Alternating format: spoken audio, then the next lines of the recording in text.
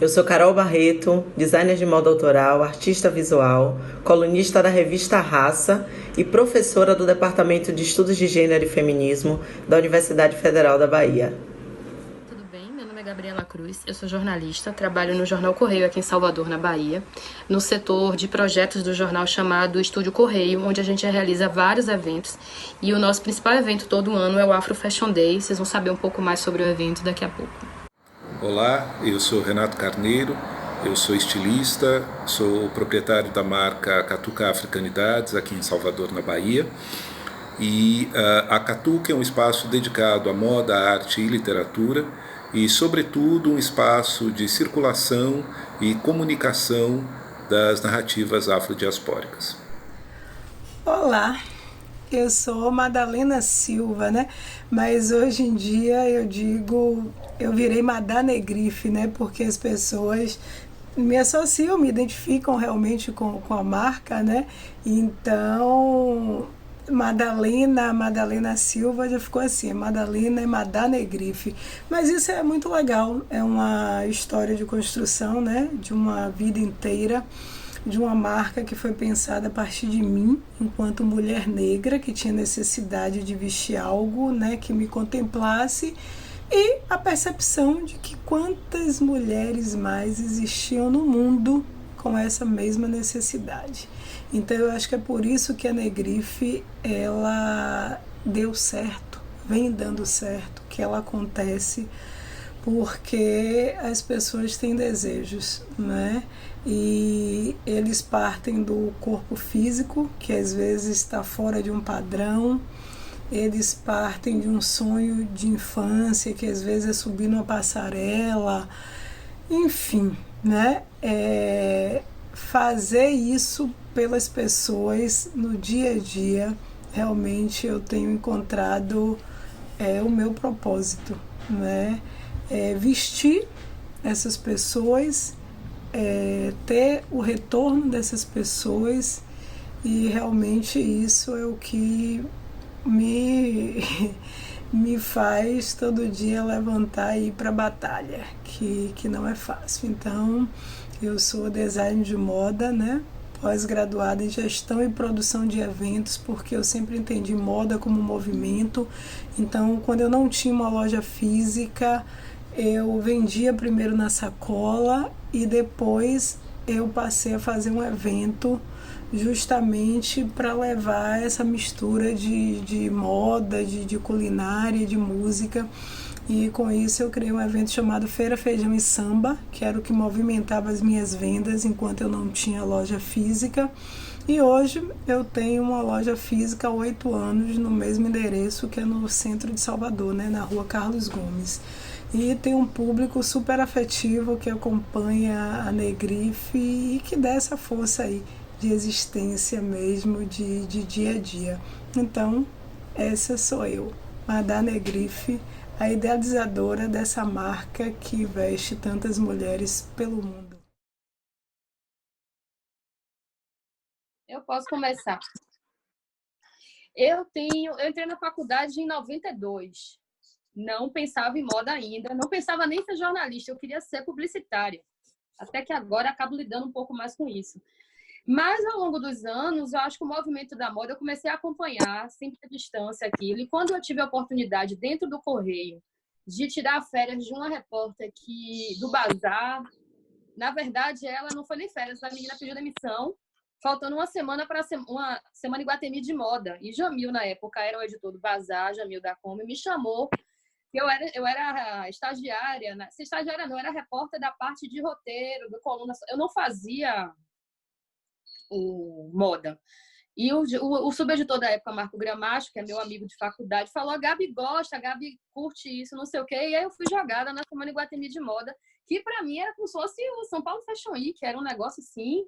Nunca tinha visto um desfile na minha vida, não sei o quê. E fui e comecei. E essa primeira experiência me marcou.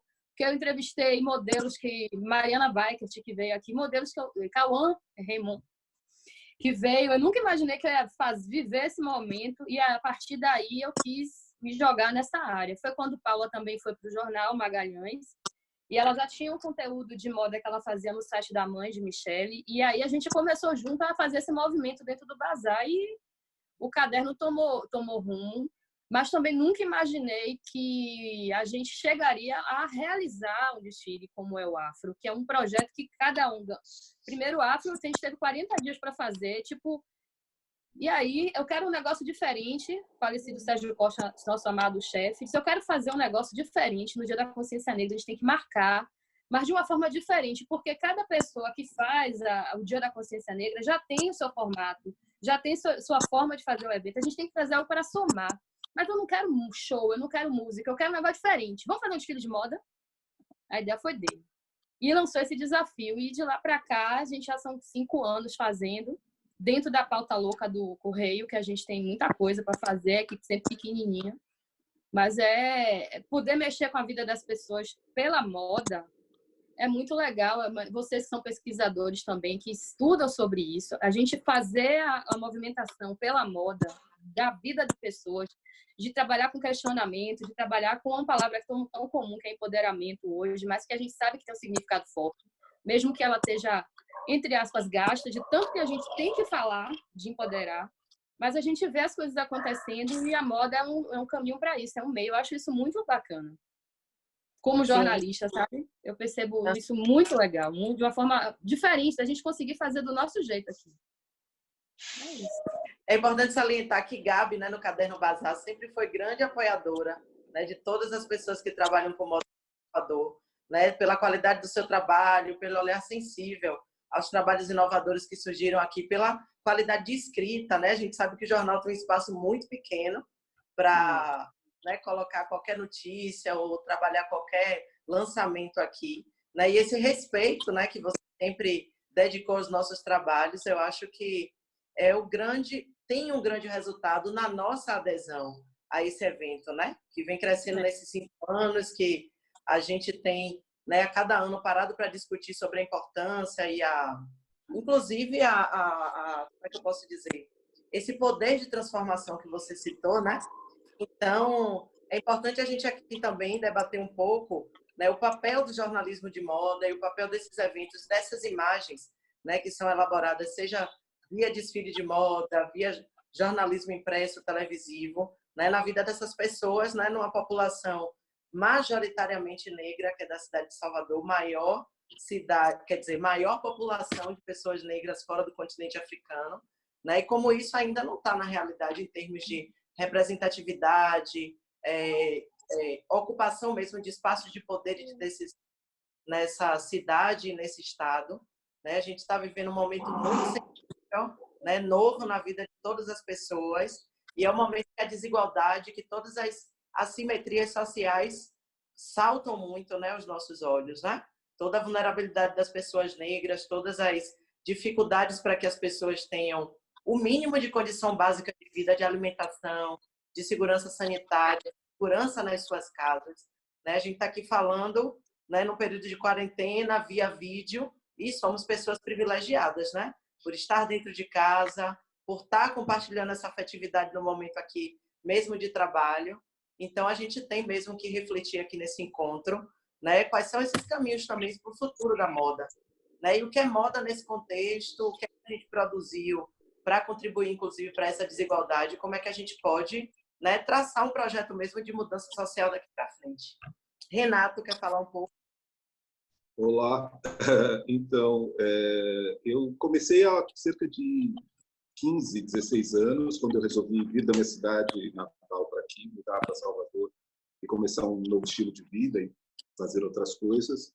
E o meu início não foi diretamente com moda, o meu início foi com tecido, né? A ideia minha e do meu sócio, a princípio, era um local em que a gente pudesse comunicar outros referenciais, porque a gente achava que a cidade precisava disso de maneira mais forte.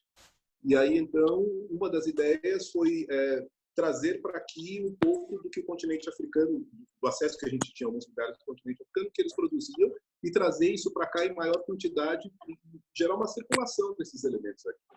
E isso acabou gerando a necessidade de produzir roupas.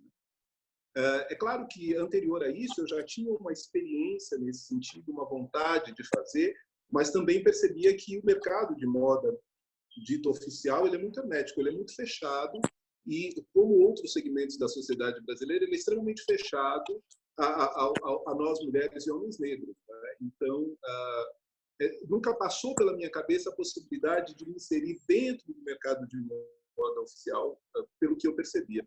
E aí foi muito interessante quando eu entendi que eu poderia, então, criar um universo próprio de moda.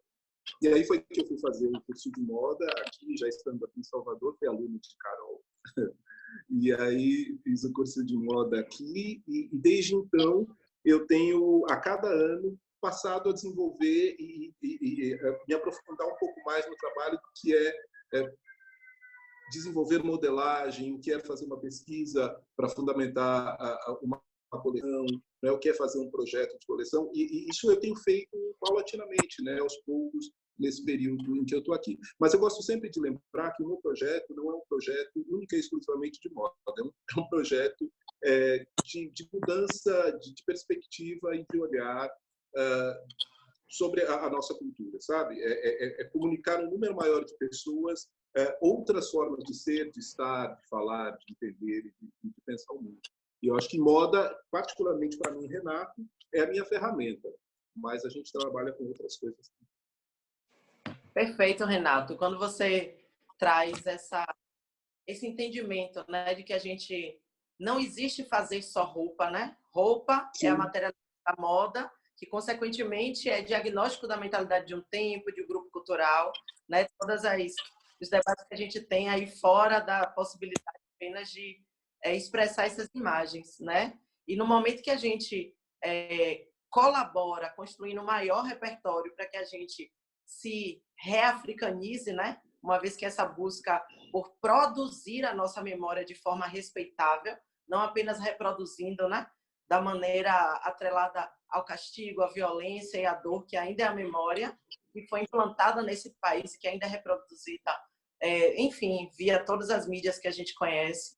Né? A gente sabe cada vez mais, né, a partir do nosso lugar de pessoas negras, o quanto a visualidade é importante e como isso é tradição mesmo, né? Do nosso continente de origem. Né, Madá? Com certeza. Com certeza. E eu começo, né, minha trajetória, vocês falaram aí de tempo, eu sempre me perco, né, exatamente ali naquela data, porque eu comecei a partir de mim. Eu queria uma roupa que me contemplasse enquanto mulher negra. E aí, por morar num bairro, né, popular, por ser filha de costureira, as primeiras peças que eu comecei a produzir nem foi a minha mãe, né? Minha mãe já era até falecida nessa época, foi uma costureira de bairro que começou a produzir essa roupa para mim, eu colocar essa roupa na sacola e mostrar a outras pessoas. Então, assim, se passado 20 anos, 23 anos agora, é que eu vou entender que a roupa pode ser política.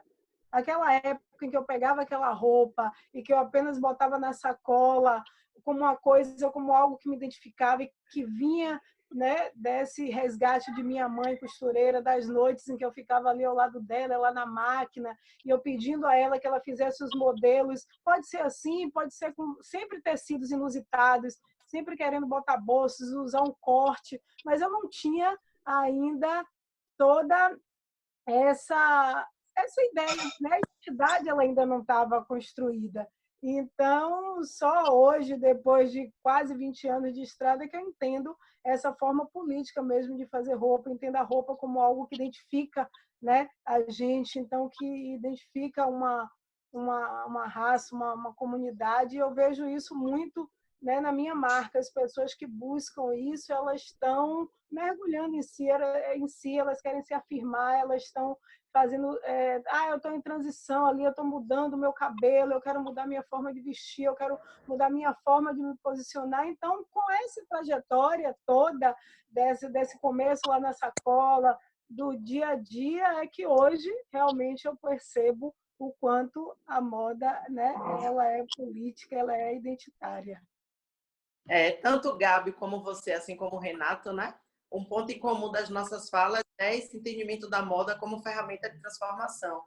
Né? Tanto dessa possibilidade de revolução individual, que jamais é individual, né? O corpo coletivo e o corpo individual são indissociáveis, né? E essa perspectiva ativista que é impor a política da nossa presença, né? Sempre rechaçada, sempre questionada em qualquer lugar que a gente ocupe, né? Quanto mais fechado e elitizado esses núcleos por onde a gente transita, a gente sabe bem como a nossa visualidade, né, é questionada. E eu estou no processo de conclusão de uma tese sobre moda como ativismo político, né? Sou professora do Departamento de Estudos Feministas de Estudos de Gênero e Feminismo da Universidade Federal da Bahia, terminando doutorado no pós-cultura, né? Me intitulo Moda Ativista desde muito tempo, né? E também sou colunista da revista Raça e, assim, tenho a possibilidade, tanto em sala de aula como nos eventos acadêmicos, assim como nos eventos de moda, mas especialmente com essa missão, né, de construir um espaço para a gente nessa revista, né, como eu tenho observado a congruência da nossa falta de possibilidade de formação que sustente mesmo a criatividade de e para pessoas negras, né, uma vez que eu fui docente de todos os cursos que, né, em design de moda, né, fui professora de Madá, de Renato, só não fui de Gabi também, na pós-graduação de moda. Muita gente. Verdade. Oi, privilégio, coisa maravilhosa. Privilégio enorme. Mas, assim, dessa perspectiva de professora e hoje, né, como colunista e como pesquisadora produzindo essa tese, essa linha como nossa que é a escassez, né? É uma escassez que começa na história colonial, onde a gente transforma aqueles elementos de escassez em produtos de identidade, né? Seja no aprendizado de técnicas artesanais que eram impostas por meio, né, das elites brancas às pessoas escravizadas ou subalternizadas, né, por essas relações aí de poder, ou, enfim, esse elemento da escassez a gente sempre transforma em elemento de identidade, mas até quando, né? Até quando a gente vai publicar uma chamada para mapear designers e artistas de moda do Brasil que sejam negras e negros, e a gente vai ter baixa adesão. Por quê? Porque a gente não tem criatividade? Porque a gente não tem produto? Não. Porque a possibilidade, enquanto recorte mesmo, marca de identidade, né? Esse recorte interseccional, como diz Carla Cotirene, entre gênero, raça, classe social, geração e outros elementos. Madá fala de 23 anos de uma trajetória que é enorme para a gente, mas para a nossa história é curta, né? Então, a gente está fazendo algo novo, sem bases, sejam teóricas, acadêmicas e muito menos financeiras, né? E nesse momento que a crise chega para todo mundo, como é que a gente se reinventa, né? Gabi, em relação a um evento, né, que, enfim, tanto como designer, né, participante, como apoiadora, né, enquanto colunista, pesquisadora, e as defesas todas que eu faço, né, da importância da edição da imagem de moda para a nossa população. A última edição que aconteceu no Pelourinho, né, a plateia era tão vibrante quanto as modelos, e as modelos que estavam na passarela, né? Foi realmente um acontecimento, aqui citando Paula Lima, que todo dela é um acontecimento, né? Foi um acontecimento mesmo de celebração de nossas belezas, né? O que é que você vê da importância desse dia em específico, né? Que eu considero que foi o melhor evento, né, que aconteceu nesses 5 anos, e as perspectivas? Olha, quando eu comecei a descobrir semanas de moda e cobrir desfile de moda e tal, você ganha um repertório de formato de o que deve e o que não deve fazer, o que deve e não deve ser. Fagner também, que é a pessoa que assina a edição do desfile, é o produtor do Afro Fashion Day. Sem Fagner não tem Afro também. Tem nenhum de nós tem. Né? Uma pessoa que faz mágica. E ele cria uma história dentro de um negócio, o desfile, ele é um desfile coletivo, então cada roupa tem uma identidade daquela marca e ele consegue dar uma unidade dentro de uma coisa plural. Quando o Afro foi criado, ainda há 5 anos, 6 anos, esse ano a gente já está entrando no 6º ano, eu tinha vindo de semanas de moda em que se discutia cota para modelo negro com o argumento de que os modelos negros não eram tão bons quanto os modelos brancos, o que a gente sabe que isso é um absurdo. E quando a gente chega em Salvador, recortando para aqui, a gente vê que os grandes eventos de moda que tinham aqui, tinha essa cota, eram 2 meninas, e o 30 desfilando e 2, ou Para meninas é pior, porque o masculino sempre tem uma quantidade menor de roupa e tal, não sei o quê. E ou então o uso do corpo da menina como um objeto para além de vestir a roupa. Hipersexualizado, é. Isso me incomodava muito, essas discussões me incomodavam. E outra questão que a gente via muito aqui em Salvador é que não tinha moda em Salvador. Ah, acabou a moda em Salvador, morreu porque as faculdades foram fechando, então os meninos não tinham muito onde recorrer para estudar nos cursos tradicionais, no formato tradicional de curso de moda, sendo que tudo você reconstrói, reinventa e refaz. Dentro disso, a gente veio com as duas premissas do Afro, que todos os modelos são negros, e a gente teve o ápice em 96 com 100 na passarela, 100 pessoas na passarela desfilando. Esse ano, última edição agora, junto com o elenco de blocos afro, a gente teve 104, se eu não me engano. Então, foi maior ainda a quantidade de gente ali. E a questão de ser moda produzida na Bahia. Então, assim, nossos estilistas não tem algumas marcas têm esse recorte da linguagem, como a moda de Madá e a moda de Renato, da Catuca, eles têm essa identidade do tecido, da referência de moda africana dentro da estética da roupa também. E a gente também tem malharia, tem outros tipos de marca, tem marca de brinco, tem mina de bolsa. Então, a gente acaba empoderando, trazendo espaço tanto para marcas mais conhecidas, como a de Madá, a de Renato, quanto para gente artesanal. A gente tem menino que o ateliê é o quarto dele, mas dentro daquele universo ele consegue construir. Então, a gente entende como jornal, no caso do Correio, que a forma que a gente tinha era ajudar a contar essas histórias. Como a gente não tem fôlego para contar todas, porque são muitas, a gente acaba pedindo que cada um conte um pouco para a gente, no volume, ir mostrando nossa identidade. Isso chegou nos modelos, porque você falou do público. Quando a gente fez o primeiro Afro e no segundo a gente viu que o público ia lindo, incrível, super arrumado, produzido. Era um evento que tocava o público, que gostava de moda e que ele se sentia também pronto para estar se mostrando.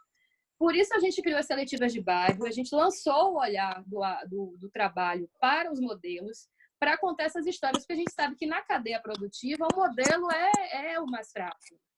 E aí, esse ano, a gente veio com novidades, que foram dois grupos de jovens que usam a moda para reunir jovens de situação de risco, jovens que têm questões em casa, questões de sexualidade não resolvida em casa, e que se encontram força nesses grupos, que é os Jovens Periféricos e a Focus Moda. E eles dois entraram como agência esse ano. Então, eu acho que a evolução do Afro esse ano, nesse trabalho de mostrar pessoas, foi dar espaço para esses jovens que, anos anteriores, eles participavam das seletivas para se tornarem modelos convidados do Afro, e esse ano eles entraram como agência, recebendo cachê, tudo direitinho. Porque a meta do Afro é fazer um evento que ele seja muito bem organizado, no sentido do modelo estar no melhor camarim, com a melhor equipe de maquiagem, com um buffet para ter lanche, porque a gente sabe que nesse meio a gente vê já muita coisa, né? A galera jogada no... A gente tenta fazer da forma mais correta possível para nosso evento. O nosso modelo, ele tem uma experiência para além da passarela, que ele leve aquilo para a vida dele, que a gente acha que esse tipo de atitude permite que a pessoa vá construindo sua história. A gente ajuda um pouco aquela pessoa a construir a sua história. Para o futuro, não sabemos como vai ficar a moda, né? A gente está vendo várias discussões sobre como a moda vai sobreviver. Eu tenho um pensamento, não é um pensamento pessimista, mas eu acredito que, dependendo de como vai encerrar esse período, não vai ser um tempo longo o suficiente para mudar comportamentos, mas, pelo menos, já está instigando vários questionamentos, o que é importante também. Será que vai ser um tempo longo o suficiente? A gente nem sabe, né? Eu fico lendo para entender, gente, o que virá. E eu não consigo ainda ter esse pensamento de comportamento, de mudança. Falando de comportamento, eu não sei se virá realmente um comportamento de mudança. Eu não sei se virá uma coisa mais libertadora ou virá uma coisa mais repressiva, porque a gente vinha num crescente de se mostrar, de se apresentar, de se empoderar. E quando as questões básicas, como alimentação, começam a dar o tom dentro de casa, a sua liberdade de ser quem você é também é recolhida. Então, isso impacta diretamente nessa sociedade que está na rua, no nosso público, que tem essa fome de viver, de se mostrar, mas que a fome de casa. A gente teve uma questão em relação a isso. Um dos meninos da Focus, Jonas, que é o coordenador dos meninos, me procurou dizendo: Gabi, os relatos são complicados.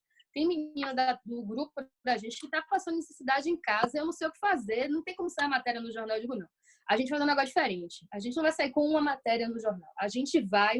Vocês próprios vão mudar essa história. Aí a gente armou um esquema de escrever um manifesto e gravamos um vídeo, cada um gravou, na verdade é um vídeo com várias fotos, e os meninos gravaram o áudio do manifesto. E a gente criou essa movimentação, conseguiu um amigo parceiro, que é o pessoal da Criativos Coletivos, fez assessoria de imprensa, e eles estão conseguindo cadastrar as famílias em algumas ações que dão cesta, algumas ações que estão acontecendo na cidade, e conseguiu se organizar. Então, pelo próprio trabalho deles, como jovens que querem ser modelos também, que o discurso deles é da moda, da passarela, eles conseguiram ajudar a mudar a realidade dentro de casa. E o que é importante também é essa reconstrução. Então, a moda é alimento de qualquer forma. Sim. A moda é comida. Organizar, sim. A palavra organizar, né, que tanto foi repetida aí no final da sua fala, é o que a gente precisa internalizar definitivamente.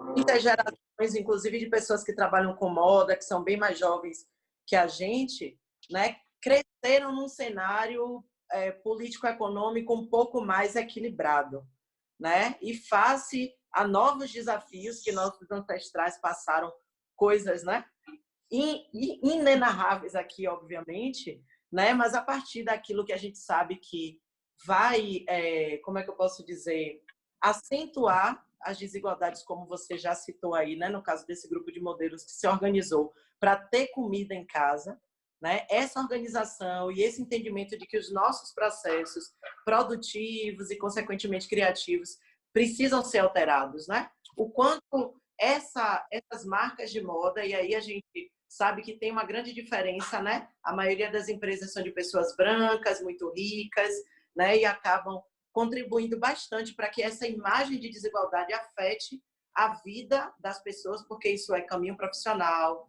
né? O entendimento da sua potência como ser humano também, enfim, né? Mas o quanto a gente vai precisar realmente compreender que a gente precisa, de fato, compartilhar, né? E esse compartilhar não é se colocando na hierarquia, entende quem manda, porque se eu não transformar na mesma medida, né, a vida de quem me é colaboradora, seja na costura, né, seja como fornecedora, desde daquele insumo, daquela técnica, né, o que será de um produto que não consegue, de fato, compartilhar essa riqueza, né? Essa riqueza que já não tem, que daqui para frente, né, a gente só tem interrogações, na verdade. O que é que Renato tem a pensar aí sobre isso?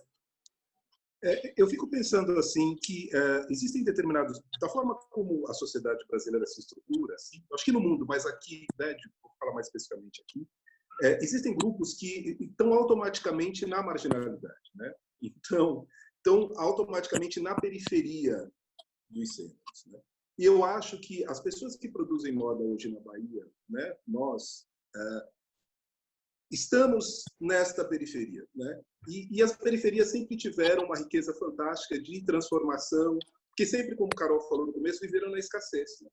Então, sempre precisaram se reinventar, sempre enfrentaram dificuldades que foram outras.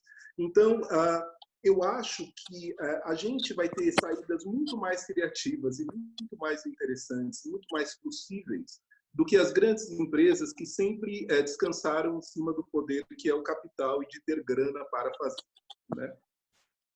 Eu acho que uma das coisas, falando um pouquinho só do Afro Fashion Day, que fantásticas que o Afro Fashion Day fez, foi dar visibilidade ao que essa escassez que nós vivemos ela é capaz de produzir, né? Então, eu acho que o processo hoje, nós temos muito de tecnologia, de formatos, de entendimento das coisas para ofertar para o restante, para o macro, sabe? Porque somos nós os capazes de fazer a partir do nada, ou a partir de muito pouco do que é ofertado dentro dessa escala aí, da forma como a sociedade é dividida, né?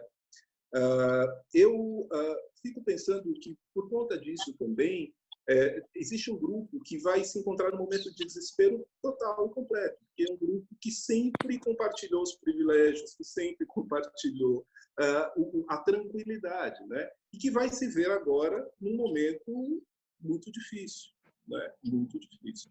Agora, quando essa crise começou, só como um exemplo de como a gente funciona, quando essa crise começou, eu me lembro, liguei para a Madá, não foi Madá, a gente conversou, liguei para outros empreendedores e outras empreendedoras e também tive ligação de outras pessoas dos mais diferentes ramos, mas que compartilham dessa mesma ideia, desse mesmo grupo ao qual eles pertencem e elas pertencem, e a gente começou a trocar ideias. Vem cá, você vai fazer como? Vamos juntar as nossas marcas no sentido de que vamos criar uma promoção conjunta. Só para ter um exemplo, assim, eu criei uma promoção conjunta com o Zanzibar, que é um restaurante, né? Então, eu que trabalho com moda, mas também com outros elementos, criei uma promoção junto com o Zanzibar, em que você tem comida e literatura a partir de um mesmo eixo de pensamento, né? Então, é a coisa do coletivo, né? Da possibilidade do compartilhamento. Eu acho que esse protagonismo e que o universo da moda adora fazer, né? É a marca tal, é fulano de tal, é B ou A quem assina. Eu acho que a gente vai ter que entender que isso não existe. Não dá para ser assim, né? Então a gente vai ter que trabalhar coletivamente. Acho que as marcas vão ter que compartilhar formas de produção, não é? Até para que a gente consiga manter o emprego de algumas pessoas. Então, se eu tenho uma equipe de costureiras que é super legal, Carol tem uma modelista que é show de bola, Madá tem um sistema de impressão que é fantástico, vamos compartilhar esses sistemas, né? Porque a ideia maior aqui não é que Madá seja a grande da estamparia, ou que Carol seja a grande da modelagem, ou que eu tenha a capacidade de produzir 1000 peças. A ideia aqui é que a gente consiga a manutenção do trabalho das pessoas, né? Renda para essas pessoas e a continuidade dos nossos trabalhos individuais também, né? Então, eu acho que esse é um elemento que eu acho que é essa visão que está aí para o nosso futuro. Reaprender, aprender a fazer de uma outra forma. E volto a insistir, para alguns grupos, trabalhar no coletivo e o compartilhamento é algo que já é da nossa realidade, né? Outros grupos vão precisar aprender como fazer isso.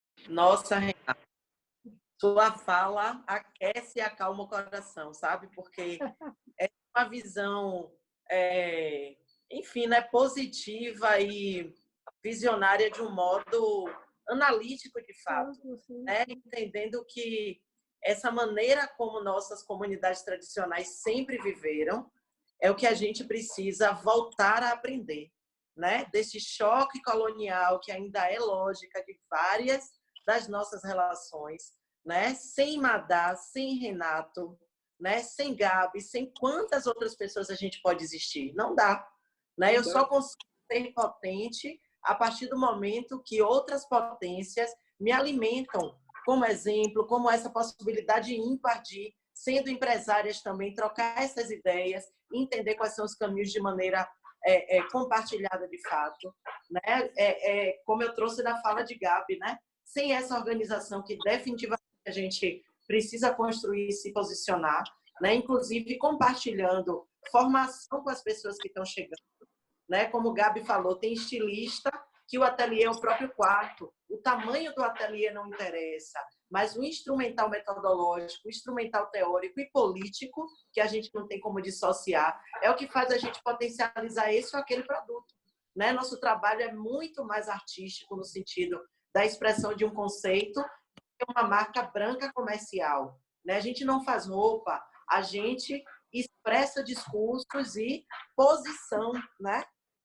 A partir daquilo que a gente cria, né? O fato, por exemplo, de Madá ter determinadas modelagens que vestem todos os corpos de todas as mulheres é uma interferência política, é a possibilidade de mulheres fora de um padrão eleito como um padrão de beleza ideal, né? Que é caucasiano, que é branco, né? A modelagem de uma calça jeans é uma modelagem branca, não veste minha bunda, sabe? Não tem as nossas curvas.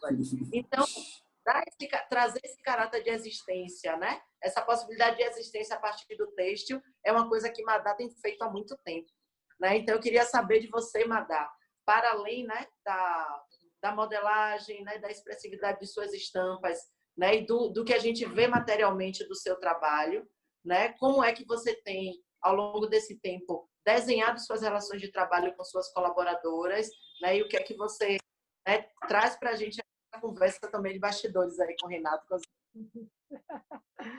Eu estava aqui pensando, eu acho que a palavra que define muito isso é oportunidade, porque assim, quando a gente vê um menino do subúrbio como o Jonas, que teve oportunidade porque foi modelo do Afro Fashion Day, então ele saiu do mundo dele, daquela comunidade, ele pôde descobrir um mundo que estava além daquilo, e quando ele veio, ele trouxe outras pessoas com ele, ele criou a agência, como agora ele foi pedir a Gabi ajuda para, né, fornecer cesta para aquelas pessoas. Então, assim, ele saiu daquele universo do subúrbio e pode enxergar que tem muito mais e que tem um apoio aqui. Então, eu acho que isso é o que contribui. Então, eu vejo um exemplo, por exemplo, Karine, que é aquela modelo que tem vitiligo. Karine foi minha aluna. E aí, um dia, eu pensei, eu digo, poxa, seria bem legal fazer umas fotos com Karine, mostrar essa coisa da pele dela. E fui buscar a Karine para a gente fazer né, um editorial de moda.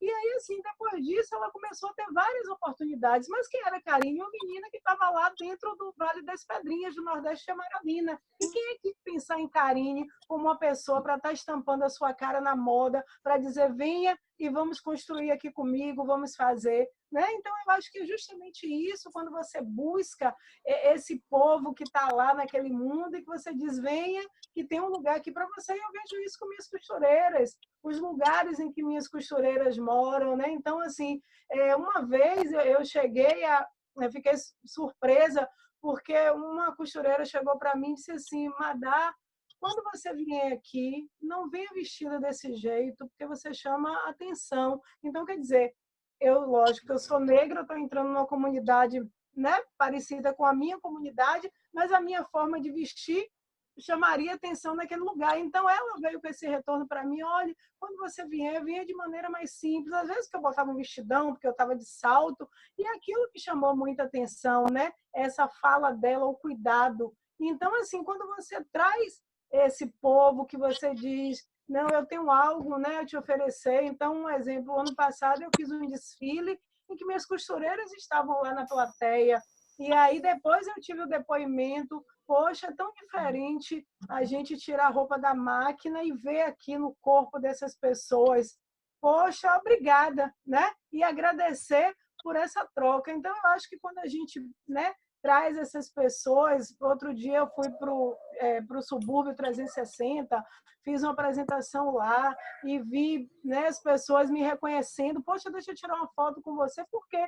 Porque estão vendo, né, o meu trabalho, mas eu acho que é justamente isso, a gente poder trazer esse povo mesmo, dessas comunidades. Eu acho que o Afro, né, ele faz isso muito bem. Eu fui, inclusive, para algumas seletivas, porque eu acho massa ver aquele povo todo. Eu fui para a seletiva do Curuzu, e aí todo mundo lá, aquele nervoso, aquele momento de estar ali entrando na passarela, e dali, né, conseguir fazer algo mais. Então, eu acho isso muito interessante e até uma proposta, porque, assim, hoje o Afro ele tem o quê?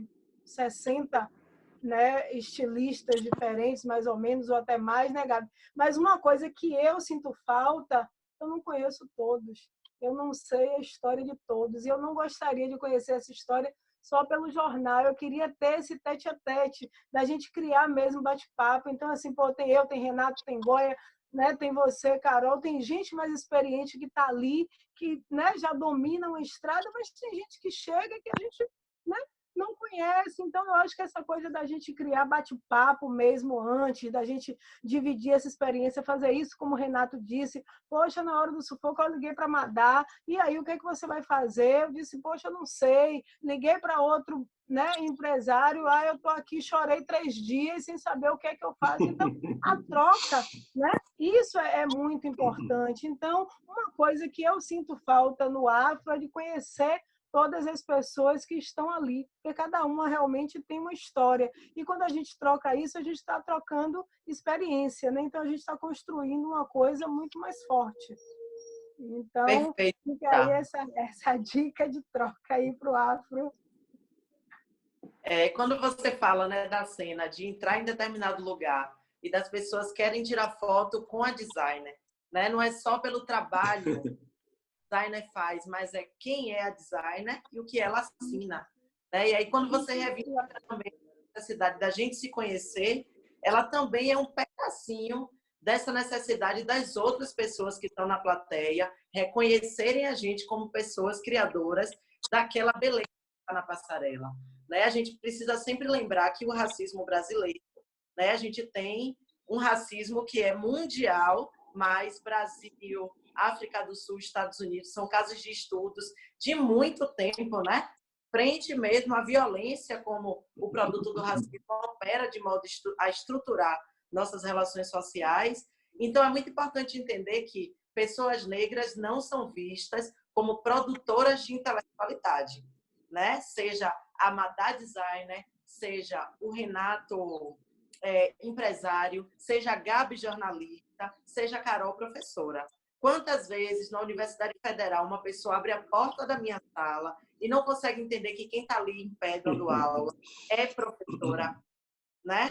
Ou ela é aluna apresentando trabalho, ou ela é estagiária. Se for de uma colega branca ou branca, a situação é pior, né? E eu já passei por situação de violência, de ameaça de violência física, né? De problema, inclusive, para adentrar o campus da Universidade Federal e diversos outros que daria um outro programa, né? Já que a gente então, dito isso, né? Sabendo da importância do que a gente chama de radicalização cognitiva, que é atrelar a nossa produção, a nossa cara. São várias marcas, especialmente em conversa com Isaac Silva, né? Designer baiano, estreou esse ano na São Paulo Fashion Week, vocês mesmas em outras ocasiões, o quanto várias marcas que produzem modelos ou produzem modelos de roupas visivelmente de moda afro-brasileira, mas que são produzidos por pessoas brancas e ricas. Então, se a gente está lutando para construir um mercado, pessoas com mais recurso financeiro, né, com mais possibilidade de acesso, inclusive, ao jornalismo de moda e às grandes revistas, né, grandes no sentido do volume capital, né, que movimenta, né, no mercado editorial, acabam passando à frente, né? Então, eu queria que Gabi falasse um pouco das estratégias do Afro Fashion Day, né, para atrelar a nossa produção criativa, né, as nossas caras. A gente sabe que o jornal impresso, né, e todas as formas, né, de comunicar isso, mas como é que vocês têm reivindicado dentro, né, especialmente você, que é a nossa grande representante junto com o Fagner, né, quais são os desafios que vocês encontram, né, para que, de maneira mais efetiva, a gente consiga aparecer também no evento?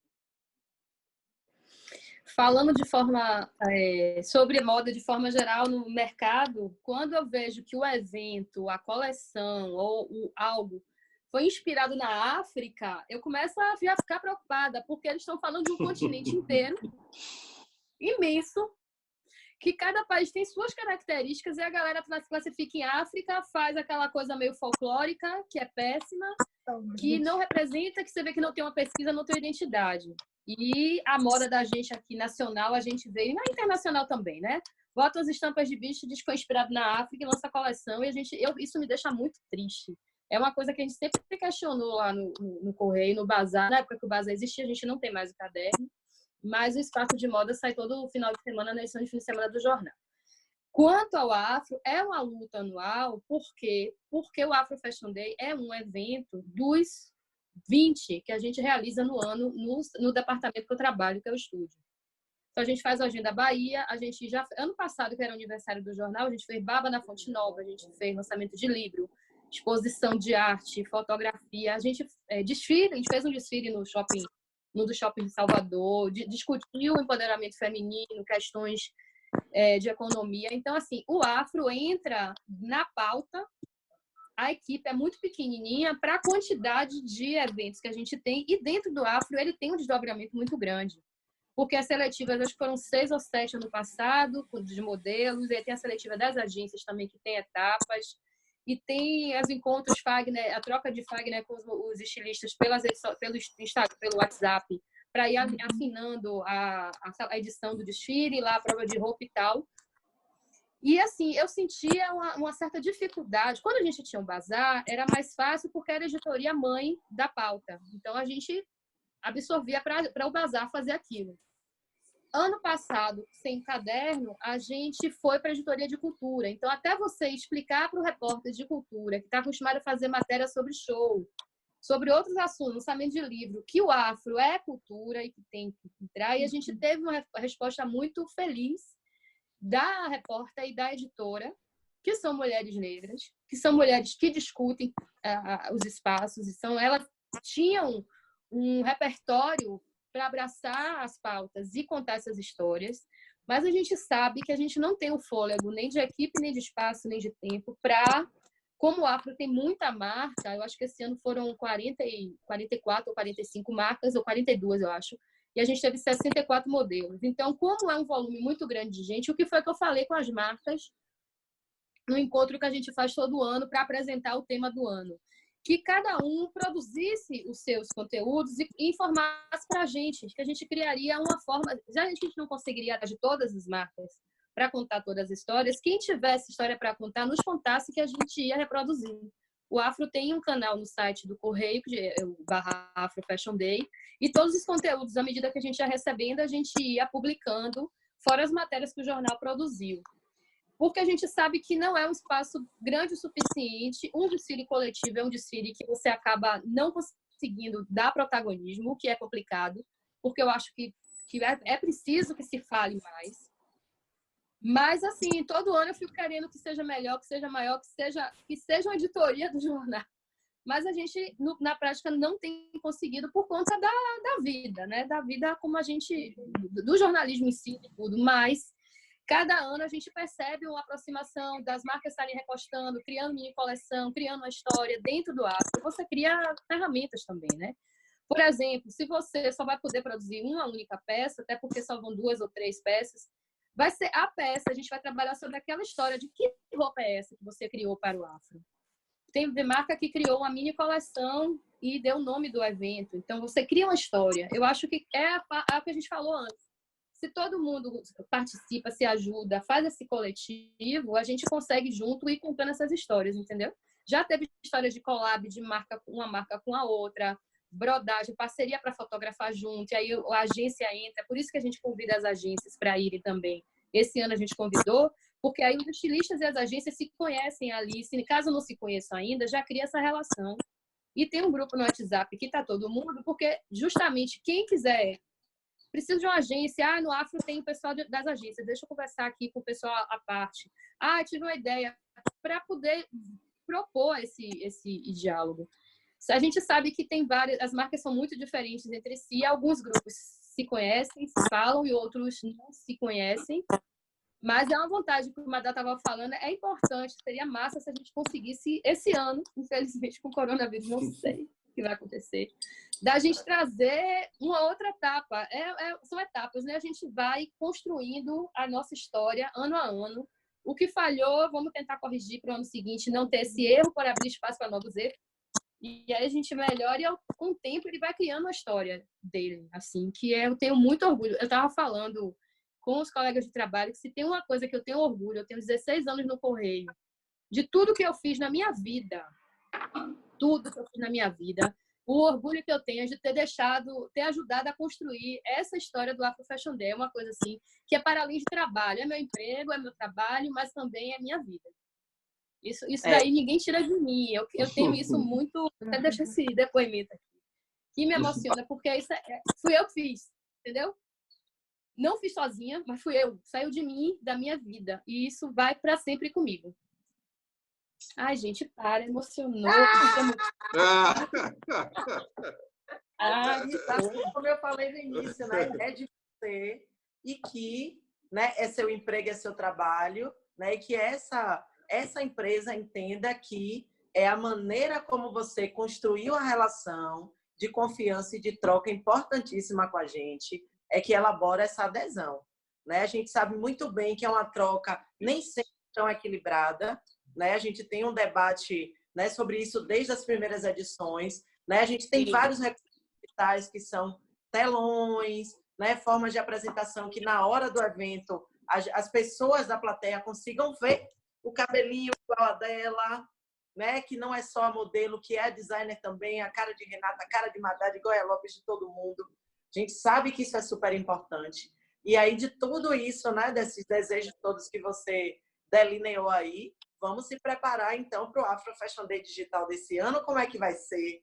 Né? Como é que a gente consegue elaborar um grande produto artístico que apresente todo mundo para além da roupa que faz, né? Colocando nossa trajetória, colocando nossas caras, nossas vozes, né? Porque a minha voz leva a voz da minha terra, que é Santa Amaro, dos quilombos que estão no entorno, da minha equipe, que é composta por quase 50 mulheres, todas voluntárias, né? É assim com a Madá, é assim com o Renato, é assim com todo mundo. Então, realmente, é uma ficha técnica gigante. Quem sabe, né, nesse ano de diferença, né? A gente não vai ficar usando o tempo todo a palavra crise, né? Vamos também mudar aí na nossa mente o significado de cada momento. Nesse ano de desafio, como é que a gente vai celebrar? Né? O que é que vocês sugerem, Renato e Madá? Como é que a gente vai celebrar? Né? Antes de falar do celebrar, eu queria participar do momento emoção um pouquinho. Mas é verdade. Eu quero reforçar aqui, porque eu acho que as críticas precisam ser feitas, mas os elogios também, né? E eu acho, Gabi, que a forma como você se aproximou de nós, para mim, na minha experiência, assim, com imprensa relacionada ao universo da moda, foi única.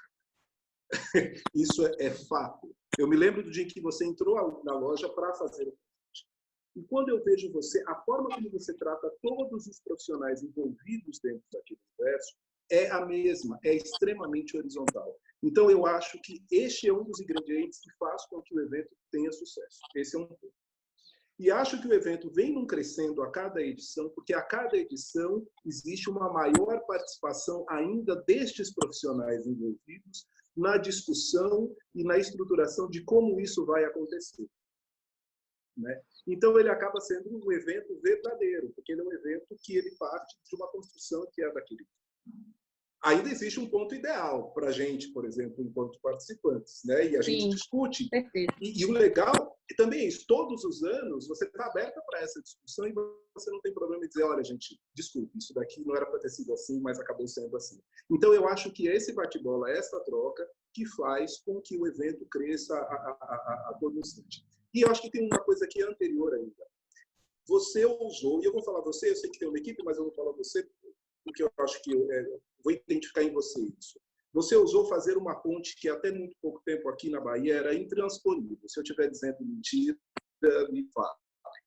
Que era a ponte entre uma empresa de circulação de informação, né, de formação de opinião, extremamente forte dentro do Estado, né, do Estado, e que faz com que e um grupo que é um grupo que já fazia o trabalho que fazia já há bastante tempo, mas, como eu disse anteriormente, nessa marginalidade que é colocada como uma coisa estruturada. E vocês ousaram fazer a ponte. E é muito interessante porque isso foi de muita ajuda para nós, sim, claro, deu visibilidade ao número maior de pessoas, não só as pessoas que já tinham interesse pelo que a gente produz, mas abriu o que a gente faz para um grupo muito maior de pessoas, mas também foi extremamente importante para o jornal, tanto que o jornal continua fazendo as edições, até porque o jornal, inclusive, foi premiado por conta disso. Né?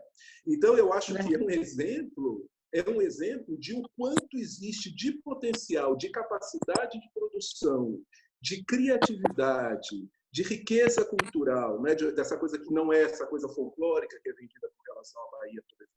Né? E a riqueza disso está, em grande parte, nas nossas mãos. Né? E enquanto as pessoas não tiverem a ousadia que você teve, a capacidade de olhar, perceber e quebrar essa barreira, velho, a gente não vai conseguir fazer. Né? É preciso esse movimento. Esse movimento é a solução para muitos de nós. Assim. Eu acho que se a gente pensar, a gente estava falando na pergunta anterior, o que é moda daqui para frente, como que a gente vai fazer, é transpor essa linha. Se a gente não transpor essa linha, se a gente não der crédito, né, aos grupos das suas produções, né, do seu capital cultural, que é desenvolvido por aquelas comunidades, se a gente não fizer isso, a gente não consegue. Agora, se a gente estiver dispostos a oferecer esse crédito, ou seja, a identificar, a ouvir, né? A entender como é você, que faz parte do grupo, qual é a sua visão sobre isso? Como você quer comunicar isso? Né? Se a gente fizer essa troca, aí eu acho que a gente tem possibilidades, né, maiores. Desculpa, eu precisava fazer esse elogio. Maravilhoso. Assina embaixo, viu? Já falei aqui desde a primeira palavra. Agora, dona Madá. Eu acho que essa coisa, né? Realmente, como o Renato falou, a gente sempre conversa nos bastidores, mas a gente tem elogios ao Afro que realmente... E aí, assim, eu vejo, por exemplo, em São Paulo, a gente tem a Feira Preta, que já acontece há muito tempo. E quando você vê a Feira Preta, você vê as pessoas se produzindo para irem à Feira Preta. Realmente é um evento que as pessoas podem dizer, poxa, é um evento nosso, é um evento para a gente. Então, tem toda uma produção para aquelas pessoas, né, que vão para a Feira Preta. E aqui a gente tem agora o Afro Fashion Day, né, que já acontece há tanto tempo, né? E aí ele vem trazendo justamente isso, esse encontro de design, essa coisa dos modelos, gente que nunca desfilou, mas que quer ir para as seletivas, entendeu? Porque quer uma oportunidade. Então, assim, você vê a construção disso, realmente é fantástico. Até porque no primeiro, quando me procuraram, buscar uma roupa, né? Na minha arara, não, porque uma roupa para participar de um evento, eu disse, porque a gente já fica assim, evento em Salvador, a gente já não acredita muito, porque dura 5 minutos né? E acabou. E a prova é que o Afro está aí durando esse tempo todo e realmente numa crescente. Os lugares em que ele já aconteceu, equipe, formato, enfim, sabe, esse crescimento. Então, realmente, eu acho que é um produto sólido, porque da primeira vez que, né, entraram na loja dizendo eu quero escolher aqui na Arara uma roupa para um concurso, para o desfile. E aí eu disse, escolher uma roupa na Arara? Não, eu vou produzir uma roupa para esse evento. Então, eu acho que é justamente isso, né? Então, a gente, enquanto designer, a gente tem esse olhar e identifica esse poder mesmo do evento, e a gente está ali nessa construção, buscando, né, produzir uma peça que dê, né, todo aquele glamour mesmo do modelo e do evento. Então, isso é muito legal. E o parabéns realmente ao Afro por uma coisa que vem, né, crescendo, que vem completando aí anos de história, porque realmente aqui, qual é o evento que a gente tem? Então, Carol já participou comigo, por exemplo, dos eventos da Expo de Moda, de Vera Pontes. A gente tinha concurso de moda, eles buscavam alunos nas faculdades, nos cursos de moda. Então, era uma coisa que movimentava ali ainda esse cenário. A gente tem o Barra Fashion, a gente não tem mais o Iguatemi, né, que hoje mudou, mas a gente tem o Afro agora. Então, assim, realmente uma coisa que vem galgando aí, né, um tempo e vida longa, lógico, né, ao Afro, porque ele vem vencendo mesmo. E aí, tirando essa coisa de que aqui na Bahia as coisas começam e daqui a pouco você não ouve mais falar. Então, acho que como o Renato falou, né, tem a questão do jornal, o jornal foi premiado, então é um produto muito bom, né, e que você cuida bem. E aí, como eu volto a dizer, a gente tem todo esse contato com você, que, né, tem esse carinho em lidar com a gente, Fagner, e a gente vai além, realmente, sempre, né, da passarela, dessa construção, porque a gente tem sempre essa discussão, né? Carol, que foi professora de todo mundo aqui, que foi minha orientadora do TCC, então, essa troca que vai consolidando a mesma coisa. E eu acho isso, assim, fantástico mesmo, essa coisa de você se emocionar realmente com o Afro, porque é um produto sólido, né? Verdade. Então, tem que se emocionar mesmo, tem que dizer meu, né? Eu fiz, eu participei, né? Verdade, porque realmente é muito bom. É muito bom e é bom a gente ter isso aqui na Bahia, ter isso aqui em Salvador, isso é muito bom. É a potência de uma ideia transformadora, né? Sim, e aí, para nosso encontro incrível, que bom que eu estou aqui com vocês. Que privilégio, repito, né? Estar vendo vocês e conversando. Né? Eu estou nesse momento de elaboração teórica sobre algo que ninguém nunca falou, nunca fez. o nosso desafio é sempre esse, né? De fazer o novo com a qualidade, como se fosse o 12º, enfim. E o que é que Gabi tem para falar? Depois de tanta emoção e depois de tanto carinho para a gente fechar aqui nosso encontro. Eu quero agradecer o convite. É sempre bom poder falar de um projeto como o Afro Fashion Day, que vem cada ano construindo.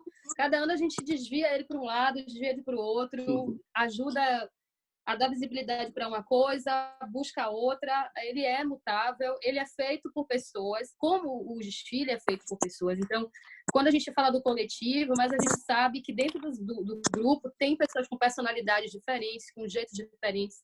E a graça do evento é justamente a gente mostrar isso na passarela e ver. Às vezes a gente tem um estilista que ele tem mais alguma dificuldade de alguma coisa, não sei o que. A gente tem esse olhar de amor para entender que ele é novinho, ainda está aprendendo. A gente vai buscar uma forma de trazer aquele resultado. Ou um menino que ainda não sabe desfilar. A gente tem um olhar de amor para o afro. O importante do afro, mesmo com todas as dificuldades para realizar, e é um esforço incansável do jornal, do comercial do jornal para viabilizar ele, porque ele é uma estrutura muito cara, uma estrutura de camarim, uma estrutura de passarela, toda a estrutura. Esse ano a gente não teve a passarela, mas a realização dele é uma realização muito cara. Então a gente tem que correr de tudo quanto é lado para ele acontecer. E é bonito ver a equipe da gente, para além do trabalho do dia a dia, tá atrás de viabilizar ele.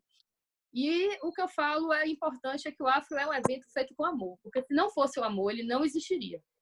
O amor para esse olhar, o olhar de amor é que faz com que ele aconteça. Então, eu acho que o importante é a gente ter esse olhar de amor. A gente ainda não sabe o que vai acontecer esse ano, a gente ainda não teve uma discussão sobre o Afro, porque a gente meio que entrou na quarentena há algum tempo, quase um mês que a gente está em casa, tocando as coisas mais urgentes da pauta da gente, mas com aquele pensamento de que as coisas vão voltar a acontecer e que a gente vai ter nosso evento esse ano também.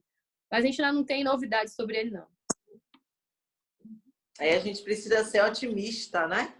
Eu recebi essa semana de um país africano. Não, porque em novembro vai estar tudo normal. Eu tomara. Né? A gente está vivendo tempos desconhecidos, né? E nesse momento é o momento da gente olhar para a gente, se replanejar e principalmente reafirmar aquilo, qual é o propósito, o meu propósito individual, né? Para a minha realização que se estende para a minha comunidade, né? A gente sabe, né, de, enfim, várias vulnerabilidades que a gente compõe, independente das posições que a gente ocupa, né? Sendo pessoas negras, a gente está, enfim, preocupada e conectada com familiares em diversas condições diferentes de vulnerabilidade nesse momento, né? Então, agradeço também a vocês aqui por esse encontro e por essa injeção de ânimo e de olhar para o futuro, né? A partir aqui dessa nossa conversa. Renato. Quero agradecer, obrigado pelo convite. Foi muito bom estar aqui com vocês, conversar. São pessoas que eu respeito, profissionais que eu respeito e que eu admiro, então isso é muito, me causa muita satisfação, né, poder participar. Quero dizer assim, que é um momento em que eu estou muito reflexivo, né? Eu estou pensando muito sobre a minha vida pessoal, sobre o meu trabalho, sobre as minhas escolhas até então, pensando sobre as minhas escolhas futuras e direcionamentos futuros, tanto com relação à minha vida pessoal como com relação ao meu trabalho. Eu gosto sempre de acreditar em várias formas de pensar levam a isso, de que os momentos de maior tensão, de maior caos, também são os momentos de maiores possibilidades, porque é quando tudo é possível. Então, esse é o momento em que tudo é possível.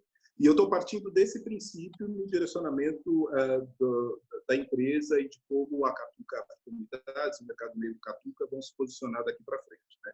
Então, eu sempre fui alguém muito mais né, que coloca margens um pouco meio estreitas, talvez, para algumas produções e tal. E eu estou pensando que talvez, eu acho que esse é o momento de abrir as comportas e para que tudo aconteça da forma mais brilhante que pode acontecer. Quero dizer que eu estou muito aberto eu digo isso aqui porque tem uma profissional que já está aqui, Carol também, muito aberto à troca e a construções que sejam coletivas, não só dentro do universo da moda, mas dentro de outros universos. A gente já vem de uma história de conversas com profissionais de outras áreas, da literatura, né, dos estudos das ciências sociais e tal. A gente sempre trabalhou dessa forma, e eu quero ampliar isso mais ainda, quero poder construir coisas coletivamente, quero fazer trocas, né? Então eu acho que nesse momento tipo assim, não existe patente de nada, sabe? Nesse momento é um momento de compartilhar as patentes, né?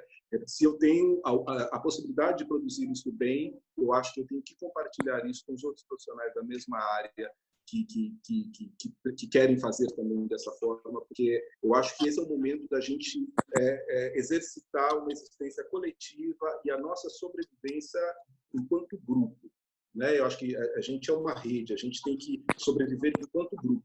A gente não adianta, se um só sobreviver, não faz sentido nenhum nesse momento. Acho que isso é um grande aprendizado, né? A gente precisa sobreviver enquanto coletivo, enquanto grupo.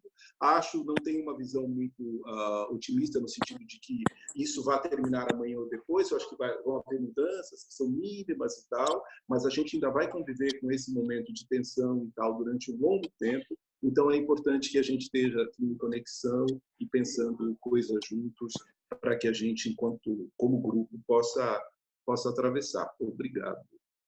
Perfeito, né? Sobreviver enquanto grupo e reinventar uma existência criativa, né? Se a gente falava tanto que precisava de algum momento de imersão para que a gente acordasse com essa potência criativa e criadora, né? Que o mundo acelerado retirou um pouco, né? Olha que contradição. É um momento que a presença física está um pouco interditada, mas que o virtual, que tanto nos afastou, né, criando mesmo um simulacro da presença, é a forma que a gente tem de se reaproximar, né, de olhar aqui nossas carinhas e ver o quanto de afetividade a gente tem entre a gente como esmola propulsora, né, para que a gente, como você falou, sobreviva em grupo. E quais são as estratégias? Estratégias não, Madá, o que é que você está sentindo, né, nesse momento de sobrevivência em grupo e de o que você pode compartilhar com a gente nesse sentido da reinvenção da existência criativa? Acho que, assim, como o Gabi falou, né, o amor, ele é o que vem segurando, porque, assim, cada um aqui tem um amor pela sua marca, o amor pelo que faz.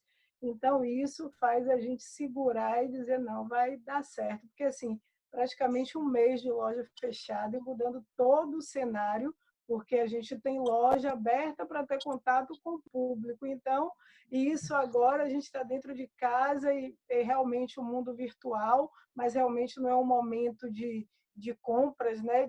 Então, assim, realmente é o amor, né? Eu acho que é o que tem segurado tudo e é a base mesmo, porque a gente tem que se reinventar.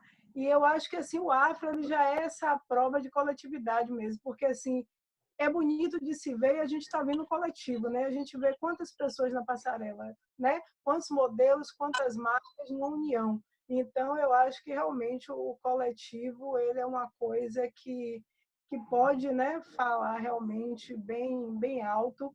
Renato falou isso com essa questão, né, de que a gente troca e de que a gente pode trocar muito mais e que a gente está aí para ver o que está por vir, né? Mas eu acho que realmente a gente tem que mudar mesmo esse olhar e estar fazendo mais trocas mesmo.